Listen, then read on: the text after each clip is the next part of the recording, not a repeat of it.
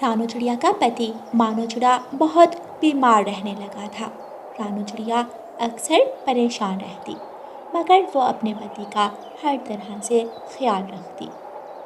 अभी भी बर्फ़बारी हो रही है, बस कुछ देर इंतज़ार करती हूँ। अगर बारिश ना रुकी तो भोजन लेने तो जाना ही पड़ेगा। रानू, क्या सोच रही हो? मेरी वजह से परेशान हो ना तुम। मैं भी तुम पर बोझ बन गया हूँ। तुम्हारा ख्याल रखना मेरा फर्ज था, मगर देखो। मानो जी, आप ऐसी बातें मत किया करें।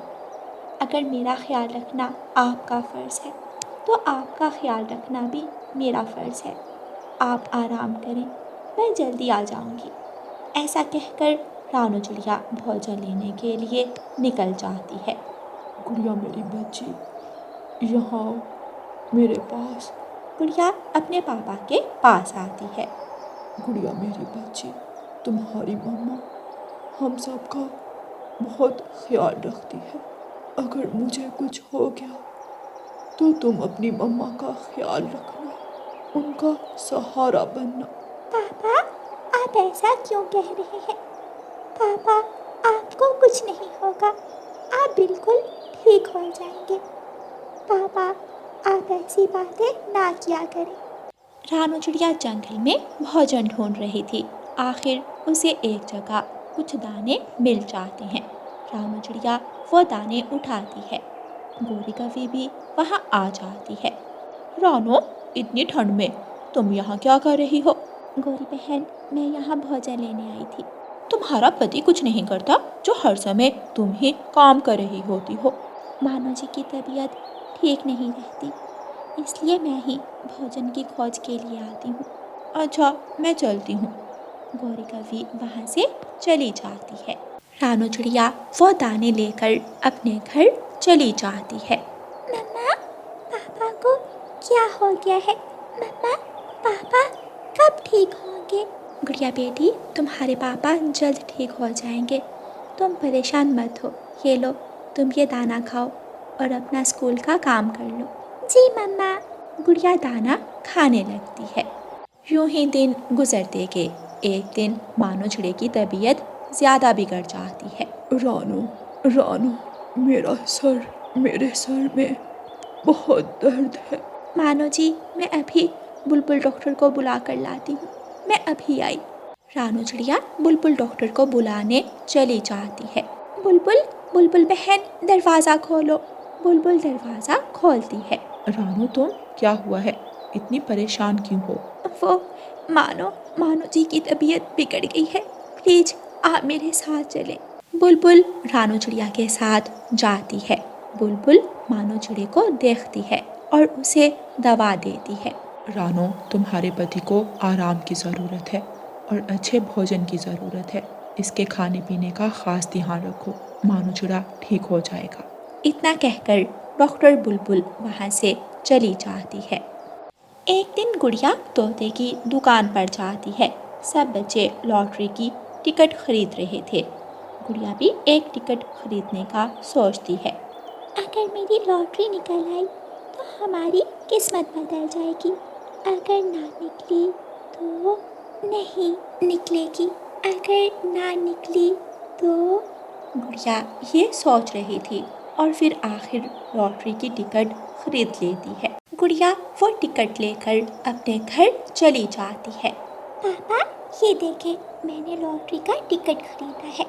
गुड़िया बेटी, ये सब फ्रॉड होता है, कुछ नहीं मिलता आखिर में। नहीं पापा, मैंने सुना है बहुत सारे पक्षियों की लॉटरी निकलती है और फिर वो अमीर हो जाते हैं। देखो तो इसके सपने। चलो आओ, खाना खा लो। यूं ही दिन गुजरते गए। मानो चिड़े की तबीयत फिर से बिगड़ जाती है। पापा, आपको कुछ नहीं होगा। मैं क्या करूं? मम्मा भी घर पर नहीं है।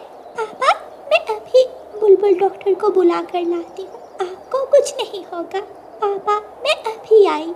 गुड़िया जल्दी से बुलबुल डॉक्टर के पास जाती है और बुलबुल डॉक्टर को घर बुला लाती है। गुड़िया बेटी, तुम्हारे पापा को हॉस्पिटल लेकर जाना होगा। रानू चिड़िया भी घर आ जाती है। वो बुलबुल डॉक्टर को देखकर परेशान हो जाती है। रानो, मानो चिड़ी को हॉस्पिटल लेकर जाना होगा।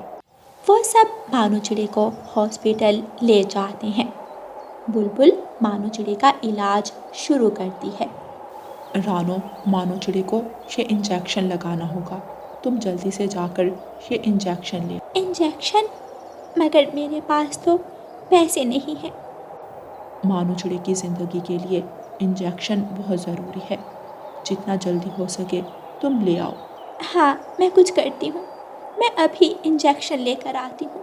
आप मानो जी का इलाज शुरू करें। मैं अभी आई। गुड़िया बेटी, इधर आओ। रानू चिड़िया अपनी बेटी गुड़िया को साथ लेकर जाती है। बहन जी, ये इंजेक्शन तो 5,000 रुपये में आएगा। 5,000? मगर मेरे पास तो इतने पैसे नहीं हैं। क्या आप मुझे उधार? यहाँ कोई उधार नहीं होता। पैसे हैं तो लाओ, वरना आप जा सकती हैं। मम्मा, मैं अपनी सहेली से पूछ कर आती हूँ। हो सकता है वो हमारी कुछ मदद कर दे। गुड़िया जल्दी से उड़ती है। रास्ते में उसे तोता मिल जाता है। गुड़िया, शुक्र है तुम मुझे यहाँ मिल गई। मैं तो तुम्हारे घर जा रहा था। तोते अंकल, मैं थोड़ा जल्दी में हूँ। मेरे पापा ठीक नहीं है। गुड़िया, तुम्हारी लॉटरी लग गई है। तुम्हारी टिकट पर लॉटरी लगी है। क्या सच में? क्या सच में? गुड़िया बहुत खुश होती है। फिर गुड़िया अपने पापा का इलाज करवाती है। अब उनके दिन बदल चुके थे। रानू चिड़िया बहुत खुश थी। गुड़िया बेटी, तुम्हारी वजह से आज हमारी किस्मत बदल गई। मम्मा पापा, मैं बहुत खुश हूँ। अब मेरे पापा बिल्कुल ठीक हो जाएंगे और हम सब खुशी खुशी रहा करेंगे। पापा, मैं चाहती हूँ कि मैं डॉक्टर बनूँ और गरीब पक्षियों का फ्री में इलाज किया करूँ। ये तो बहुत अच्छी बात है। मेरी बेटी ज़रूर डॉक्टर बनेगी। प्यारे दोस्तों, इस कहानी को लाइक, अपने दोस्तों के साथ शेयर और चैनल को सब्सक्राइब करना बिल्कुल मत भूलना। आपका धन्यवाद।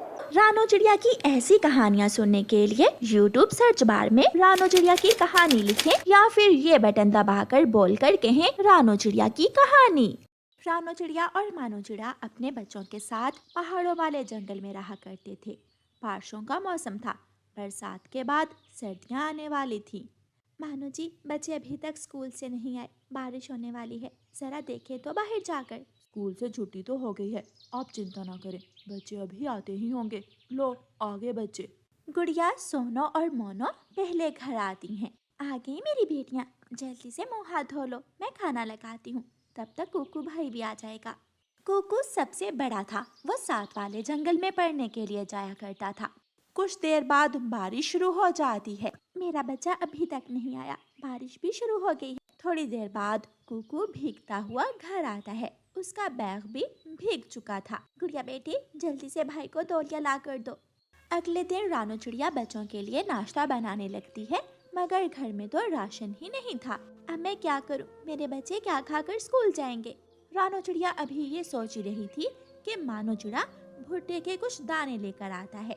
रानो चिड़िया भुट्टे के दानों को देगची में डालकर भूनने लगती है। गोरी कवि वहाँ आती है।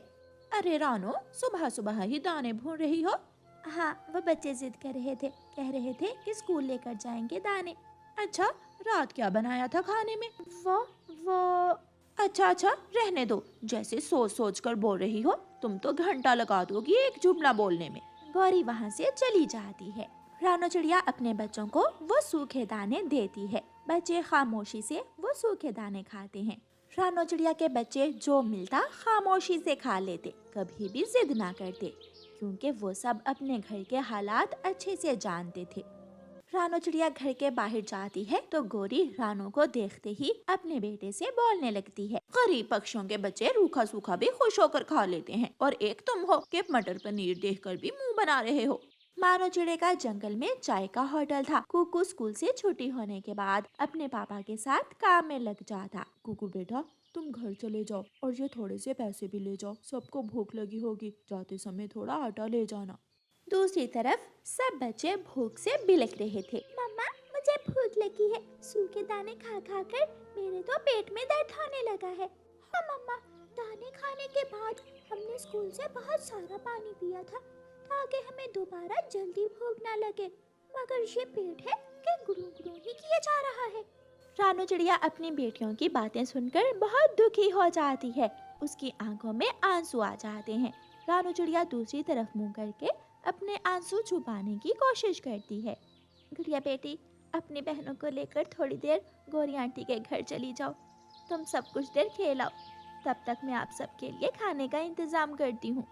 गुड़िया अपनी छोटी बहनों को लेकर गौरी के घर जाती है। जग्गू बैठा टीवी देख रहा था। वह सब बहनें भी वहाँ बैठकर टीवी देखने लगती हैं। रानू चिड़िया मिठू तोते की दुकान पर जाती है। मिठू भाई, कुछ राशन उधार दे दो, मैं जल्दी ही सारा उधार चुका दूंगी, मेरे बच्चे भूखे हैं।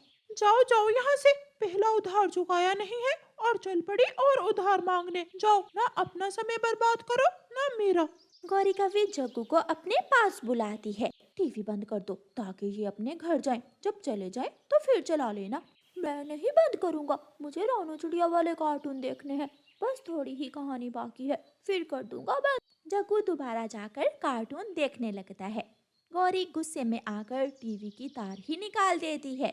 चलो उठो यहाँ से, कितना गंद डाल रखा है, मैंने सफाई करनी है। जाओ गुड़िया, तुम्हारी माँ भी तुम्हारी राह देख रही होगी। ऐसे कहकर गौरी उनको घर से बाहर निकाल देती है। गुड़िया बड़ी थी, वो सब समझती थी। कुकू भी घर आ जाता है। रानू चिड़िया आटा गूंथकर रोटी बनाने लगती है। सब बच्चे चूल्हे के पास बैठ जाते हैं। पीछे हटो यहाँ से, पहले मैं बैठी थी, तुम उधर हटो, मैं यहाँ बैठूंगी। सोनो और मोनो लड़ने लगती हैं। तुम सब चले जाओ उठकर यहाँ से, जब रोटी बनेगी तो दे दूंगी तुम सबको। मैंने आके सामने बैठना है, मुझे ठंडी लग रही है मम्मा। अगर बैठना है तो आराम से बैठो। मोनो, तुम उधर हो जाओ, इतना थोड़ा सा आटा है, अब क्या करूँ मैं। रानू चिड़िया आटे को पतला कर लेती है और सबके लिए पतली पतली रोटियां बना लेती है और सबको एक एक रोटी दे देती है। इतनी पतली रोटी थी, मुझे अभी और भूख लगी है। मुझे तंग मत करो, जाओ पानी पियो और जाकर पढ़ लो। सब बच्चे रोटी खाकर पढ़ने लगते हैं। रानू को अपने बच्चों को पढ़ाने का बहुत शौक था। वो भूखी रह लेती मगर अपने बच्चों की पढ़ाई पर पूरा ध्यान देती। उनकी पढ़ाई में कभी कोई कमी ना आने देती। समय गुजरता गया मगर हालात बदलने का नाम ही नहीं ले रहे थे। कुछ दिनों बाद तेज बारिशें शुरू हो जाती हैं। बारिश का सारा पानी रानू चिड़िया के घर में आने लगा। सब बच्चे बर्तन पकड़कर कोई इधर तो कोई उधर खड़ा हो गया। इन्होंने घर की हालत बहुत ही ज्यादा खराब हो गई है, हमें यहाँ से निकलना होगा। जैसे ही वो सब घर से बाहर निकलते हैं तो उनका घर नीचे गिर जाता है। वो सारा परिवार एक पेड़ के नीचे बैठ जाता है। ठंडी का मौसम है, हमें जल्दी अपने लिए घर बनाना होगा। मगर हमारे पास इतने पैसे कहाँ हैं कि लकड़ी खरीद सके। हम मिट्टी का घर बना लेंगे। हाँ, ऐसा ठीक रहेगा। हम सभी आपकी मदद करेंगे। हम चलने का ख्याल रखेंगे, इस तरह काम जल्दी हो जाएगा और हम ठंड से भी बच जाएंगे। ठीक है कुकू बेटा, आप अपनी बहनों के साथ मिलकर मिट्टी इकट्ठी करो, मैं और तुम्हारे पापा मिलकर घर बनाएंगे। वो सब ऐसा ही करते हैं और कुछ ही दिनों में घर बनकर तैयार हो जाता है और वो सब खुशी खुशी अपने घर जाते हैं।